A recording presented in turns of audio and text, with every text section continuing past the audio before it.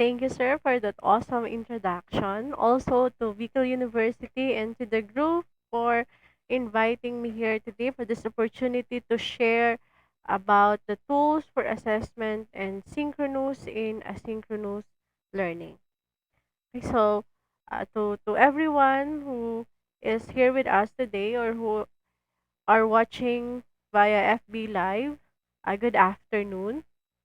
My topic is tools for assessment. So, our session objective is to identify and discuss online and offline tools available for assessment in synchronous and asynchronous learning and also with modular printed mode of delivery. So, before we proceed in identifying and discussing these tools, let us first have a clear definition of the key terms related to the topic. So, our first word is assessment. So, assessment, according to Huba and Fried, is a systematic process of gathering, interpreting, and acting upon data related to student learning and experience. So, the very purpose of this is to develop a deep understanding of what the students know, what the students understand, and what the students can do with their knowledge as a result of their educational experience.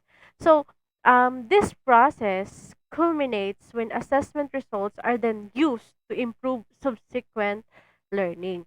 So, doing this actually was not really hard way back when we were doing the face to face classes. That is because the data or the input or the information is readily available.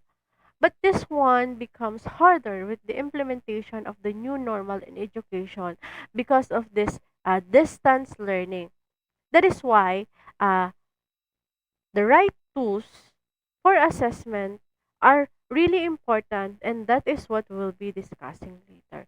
So, our next word is synchronous learning. So, online education has grown in popularity and accessibility, attracting students with its schedule friendly format options. Like in our school, there were nanays and tatais that were encouraged to enroll because of this modular approach. So, although there are also some that were discouraged, those who are students who were more comfortable with the traditional face to face lesson. So, these formats can be grouped broadly into two categories. So, synchronous and asynchronous online learning. Synchronous learning happens in real time. So, this means that the teacher or the instructor and the students interact in a specific virtual place at a set time. So, it is more like a face to face learning sessions, but online or virtual. Asynchronous learning, on the other hand, happens on your schedule. So, while the teacher or instructor will provide materials for reading, lectures for viewing, assignments for completing, and exams for evaluation, the students can access and satisfy these requirements on their own schedule, so long as they meet the expected deadlines. So, common methods of asynchronous online learning include self-guided lesson modules, pre-recorded video content, virtual libraries, lecture notes, and online discussion boards or social media platforms.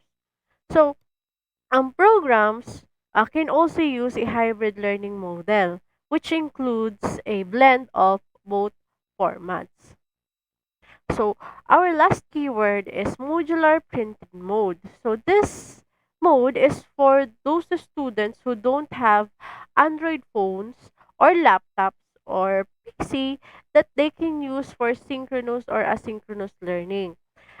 In a way, this can be considered as asynchronous learning, except that content or self-guided modules are not available online.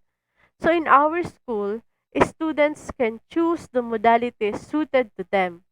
But the primary factors being considered by most of them actually are Android phones or laptop or PC that they can use and the internet connection.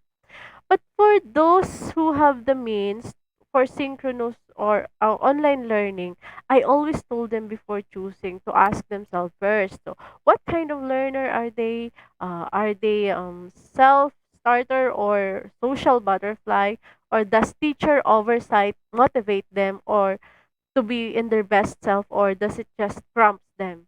So a little percentage of population in our school choose synchronous learning and the other are into asynchronous and modular.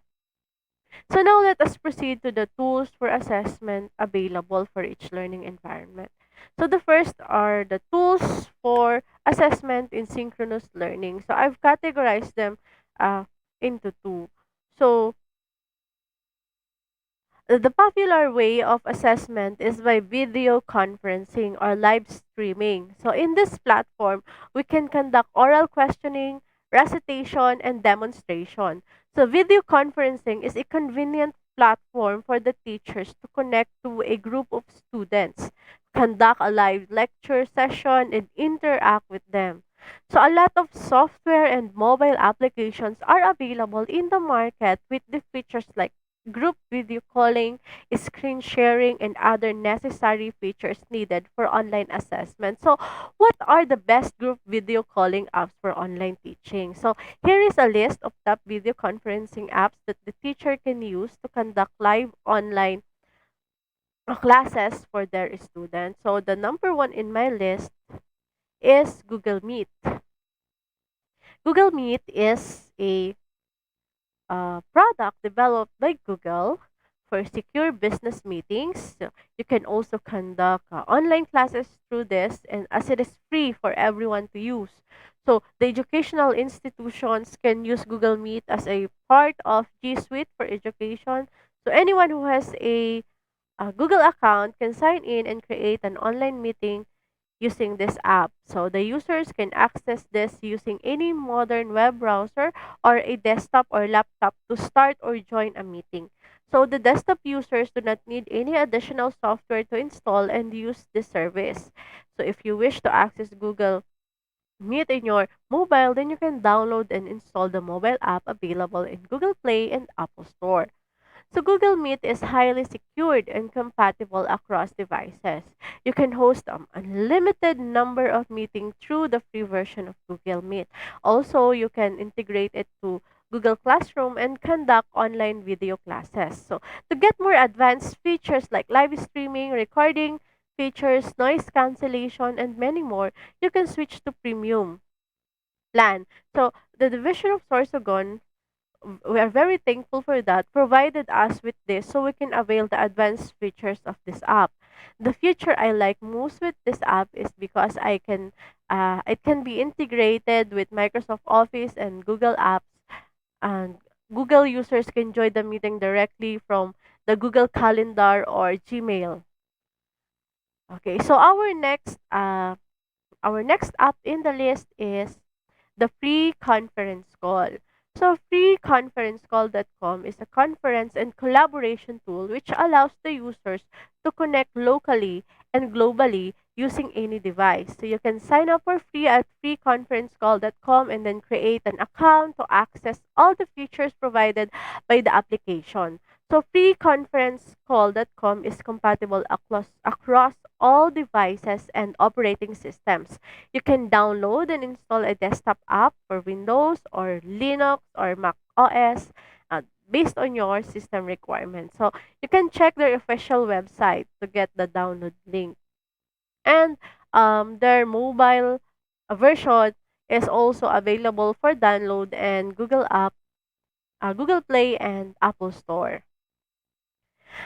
Our next app on the list is Microsoft Teams. So it is a collaboration tool designed by Microsoft for communication. It supports audio conferencing and video conferencing with a lot of supportive features.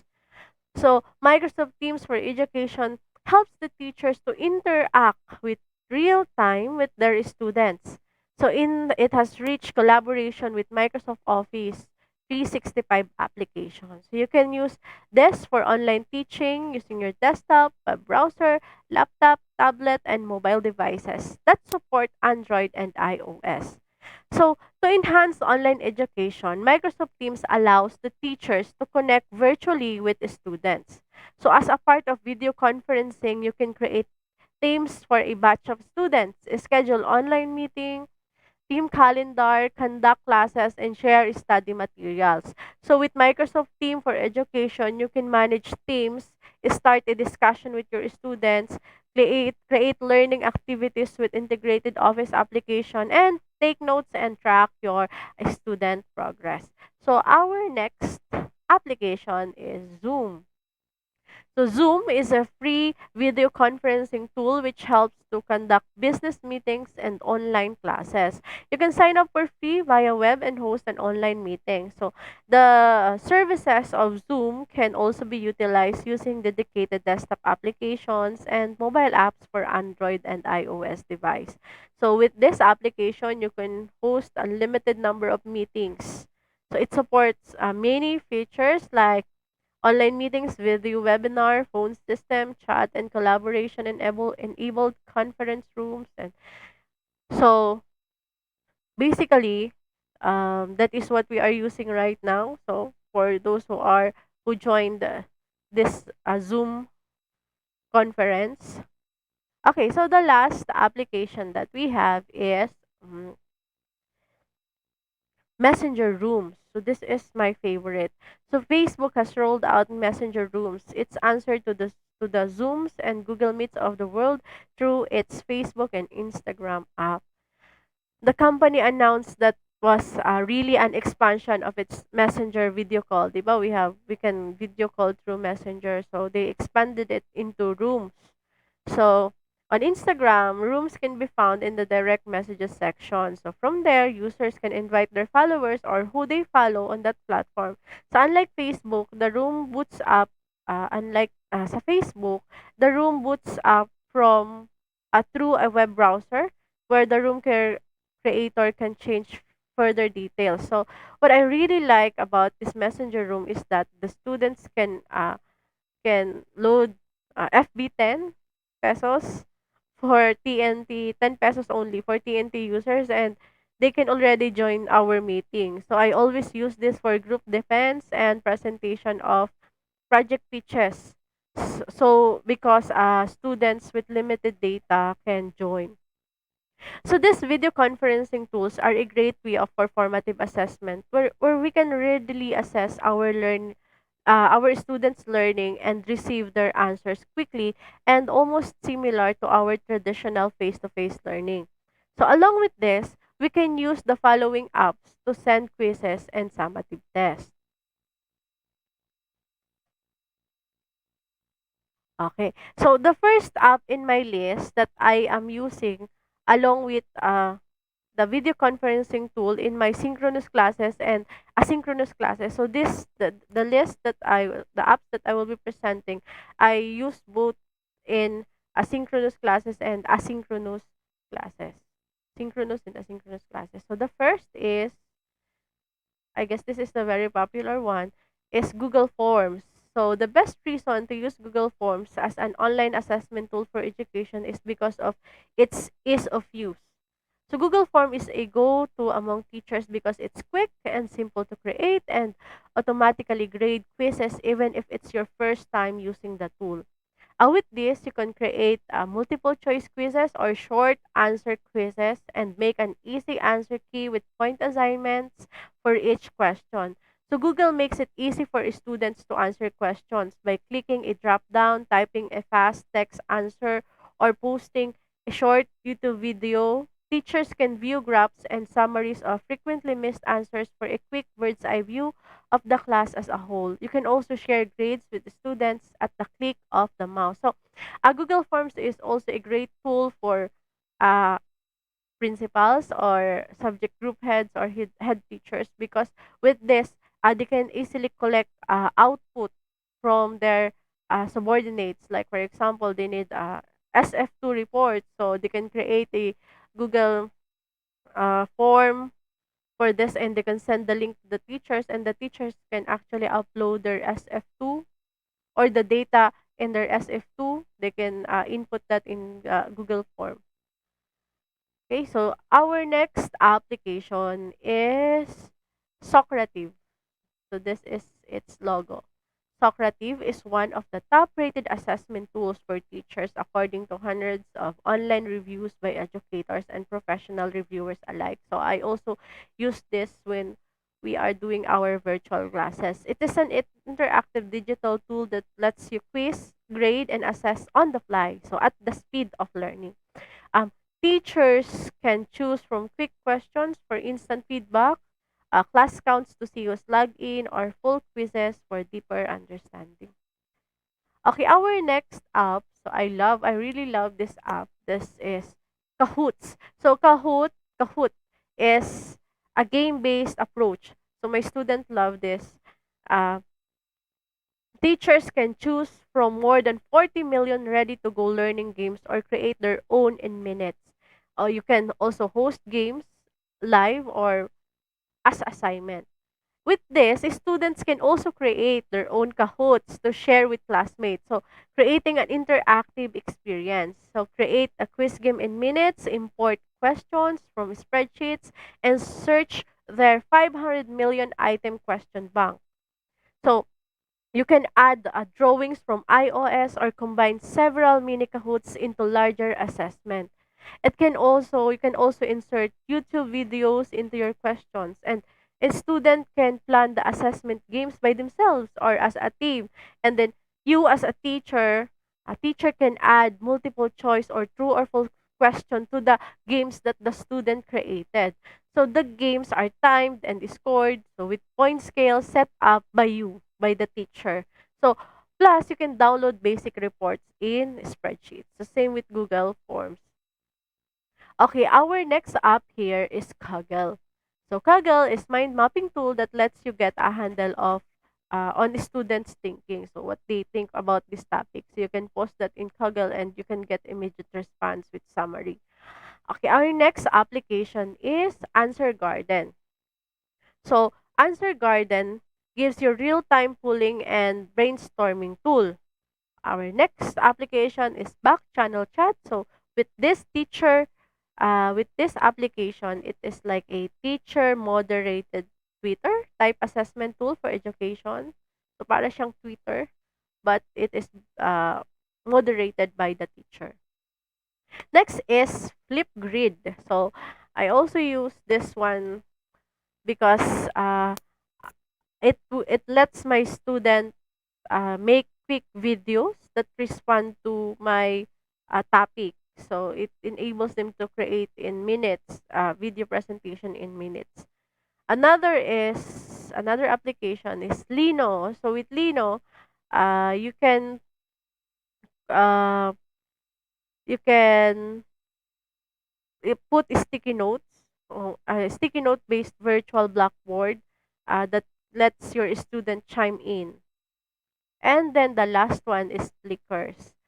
So Flickrs collect formative assessment data in real time with no need for student devices, with just the browser. Okay, so those tools, those applications can be also a tool for asynchronous learning. So let me discuss with you uh, this two, this two that I am currently using for my asynchronous classes. Um, Okay, the first one is Google Classroom. So Google describes Google Classroom as mission control for your classroom, which might be the easiest way to think about it.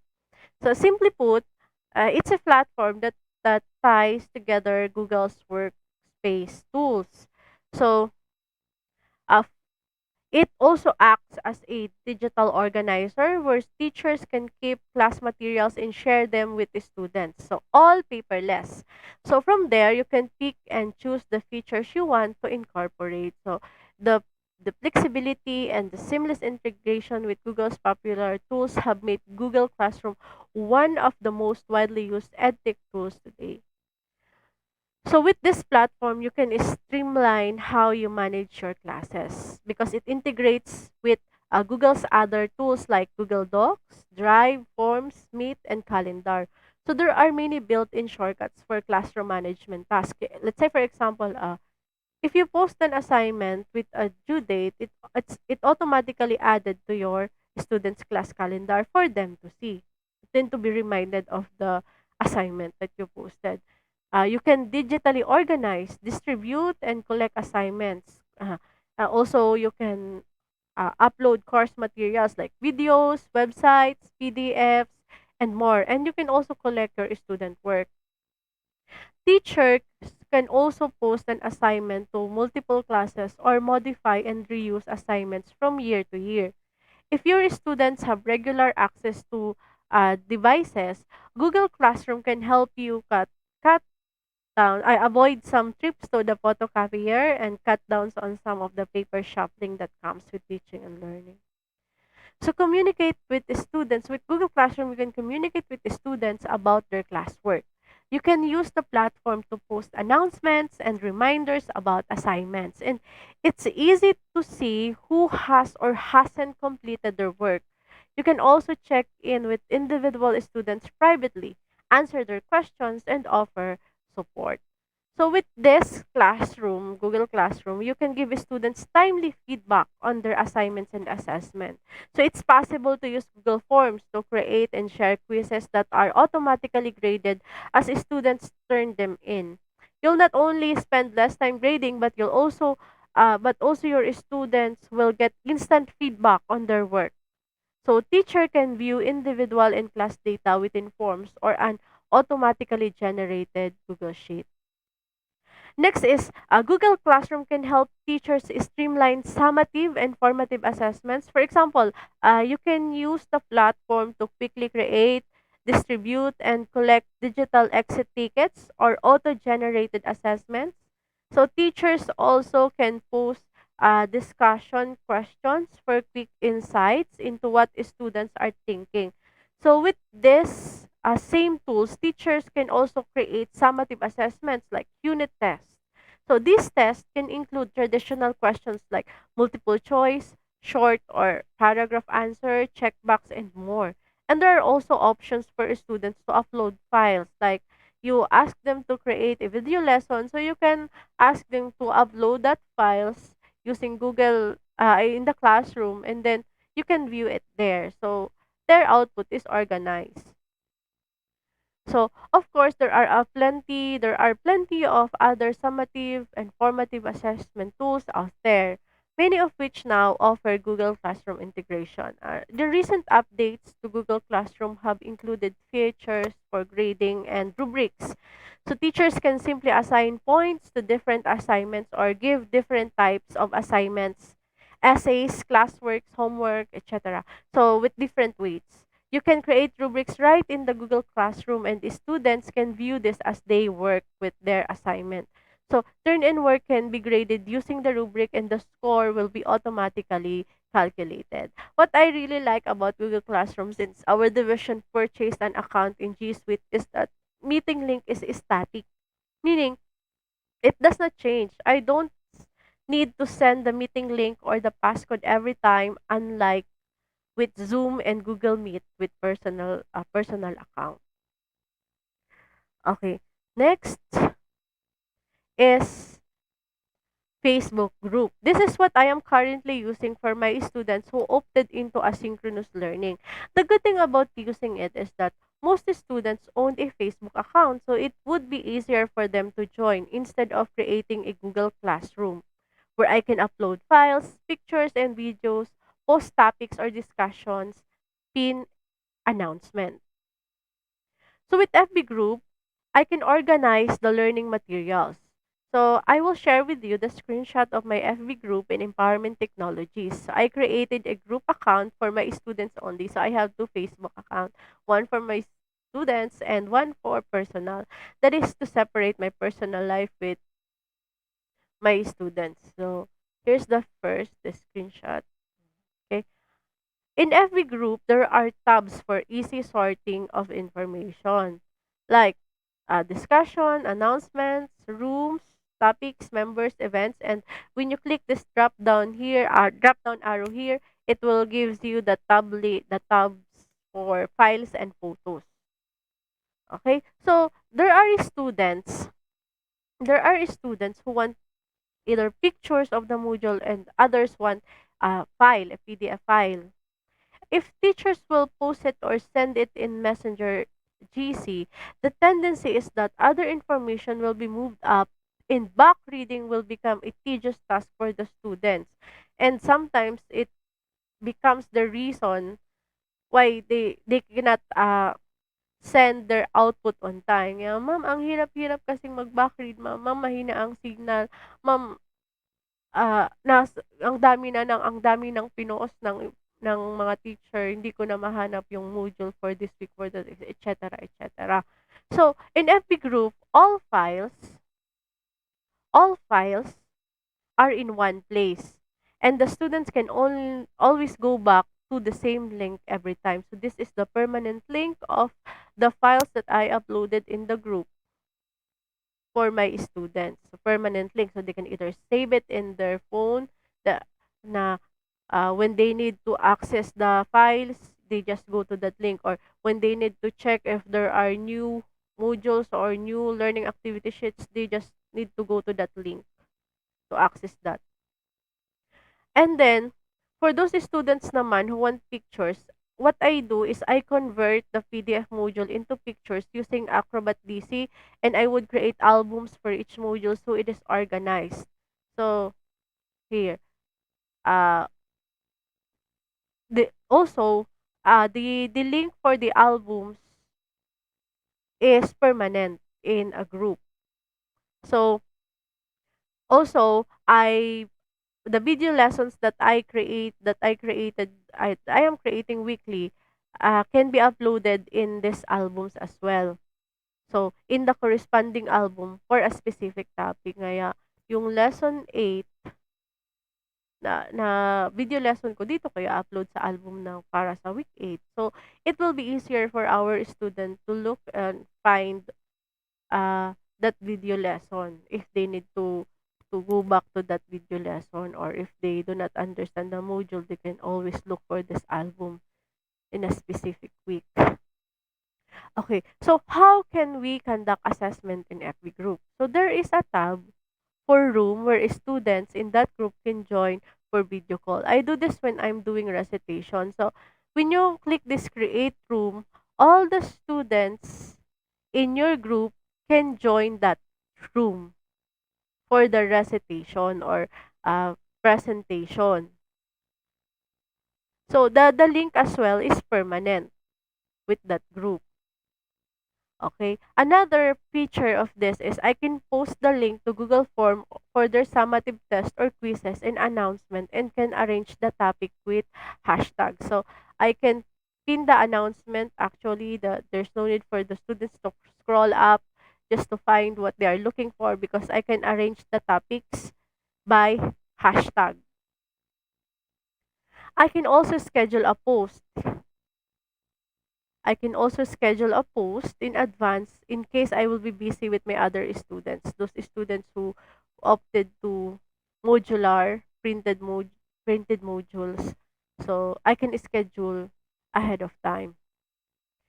Also, I can create albums where students can post their output. So this album is for the each video presentation of my students. So these are the students who don't want to present virtually. So they are making their video presentation. And I asked them to upload it here. The same goes with the poster. I created an album for the poster where they can upload all their posters. So that I can check it on the go with my mobile phone. Kahit halimbawa, may pupuntahan akong malayo and yung oras ng biyahe, I can check their output in my phone. Okay, so the last tools that I will be discussing will be the tools for assessment for those students who opted to printed modular modality. So most of these students do not have Android phones, but they or their parents or their siblings or sometimes their neighbor have a mobile phone, yung keypad version, and I take advantage of that. I assess my students through phone call and text. And one of my dilemma is typing and dialing their phone numbers and checking that phone number against my record in Excel. So, because I do not save their numbers on my phone kasi mas lalo akong nalilito. So I use this application that is built in Windows 10 operating system. Yan. So this is called Your Phone. This is an app developed by Microsoft for Windows 10 for connecting Android or iOS devices to Windows 10 devices.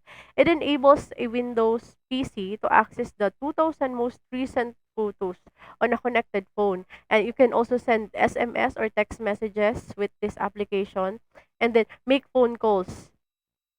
So the app also has a cross-device copy and paste features that allowing users to send copied text and images to and from and the Android and Windows devices using the same copy paste shortcuts on each device. Let me demonstrate.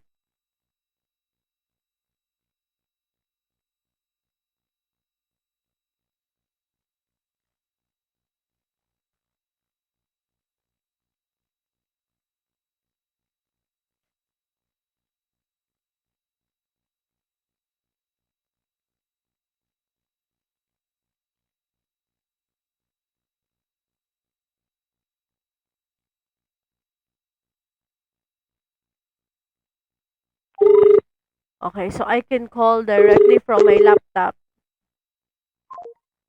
Also,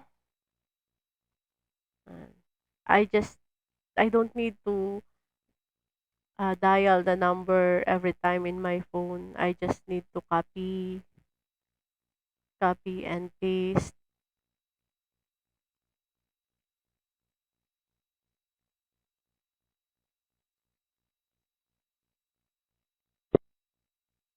The number you have dialed is either Yan. unattended or out of coverage. And I can also send text message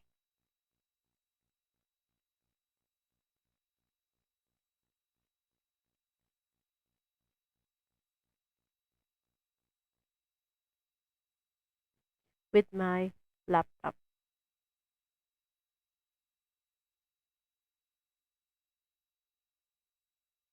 And I can drag and drop the pictures from my gallery from my phone to the laptop.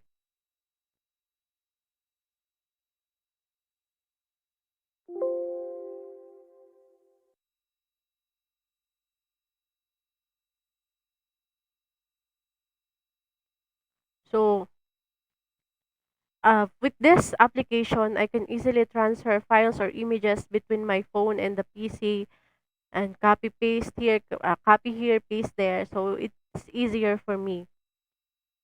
Also, I can make and receive calls right on my PC. There's no need for me to find my cell phone, and then while I am doing the call, I can open my Excel file to record or to rate the students.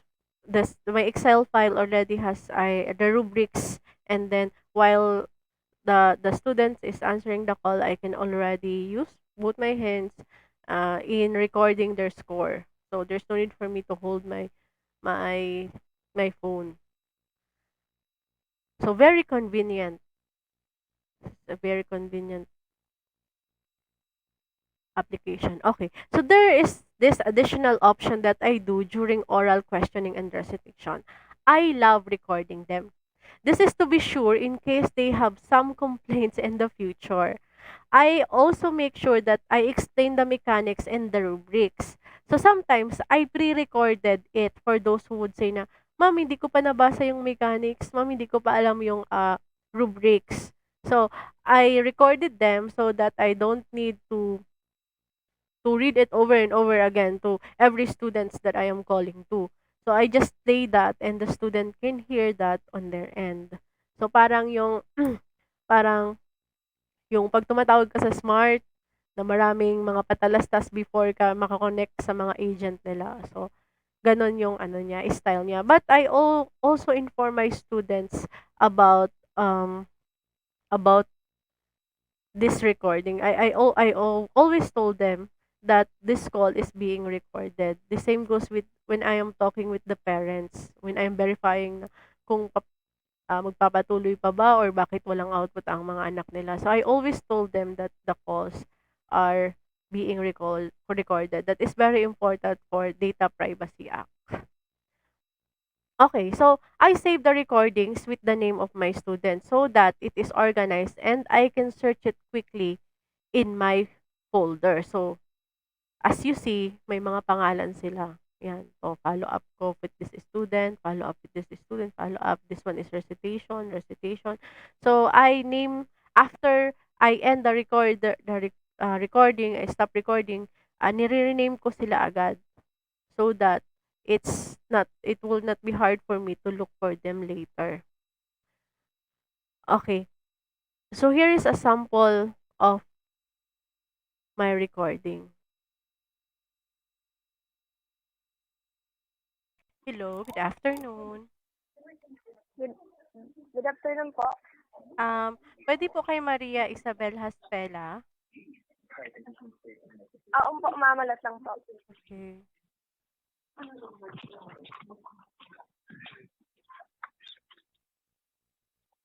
Okay na po, ma'am. Okay, ikaw na ba si Maria Isabel? Opo, ma'am. May I know your group number? Group 12 po. Okay, group 12. Kindly wait a bit as I pull out your document. By the way, are you familiar now with the mechanics of this recitation? No po, ma'am. Okay. When the student pag sinasabi nilang di pa nila alam yung rubrics or yung mechanics kung paano yung recitation namin, piniplay ko na lang yung recorded ko na instruction. So, in order to do that, I use the following applications or tools. So, number one is the Windows built-in voice recorder. So, this is the voice recorder. Voice recorder. It is easy to use and it is also free and included in every Windows 10. The next the next one that I use, the next app that is also built in Windows 10, there's no need for you to install it, is the timer. So just click in clocks and it will come up. So the timer, this will sound an alarm when the time is up and the student will be able to hear that.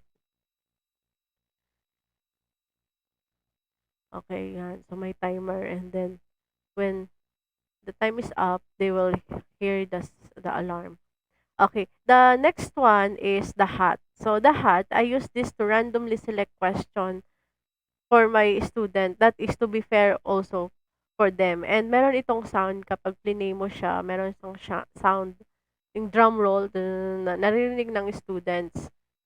So alam nila na I also explain this to them na I am using this application para malaman nila na I am not the one selecting the questions for the recitation. So it is the app. Kasalanan ng app kung ano yung mabunot na question. So in the last tool that I use to make the recording possible is the V8 sound card. This one. So this is I think it is only 300 plus or 200 plus pesos in Shopee or Lazada, and it allows me to record phone calls. So I use the built-in voice recorder, the built-in timer, and then after my student recite, I usually press the applause button ito. And especially when the students are answers are is exceptional or very good. So pinipress ko 'yan. So tuwang-tuwa naman sila pag naririnig nila yung nag-a-upload sa kanila after nilang mag-recite. So, that concludes my presentation. Thank you very much for this opportunity to share this with you. And I would like to leave this thought with you to ponder. There are hundreds of tools that we can use, but knowing which tool to use in a particular situation is the skill that we need to master. Thank you very much.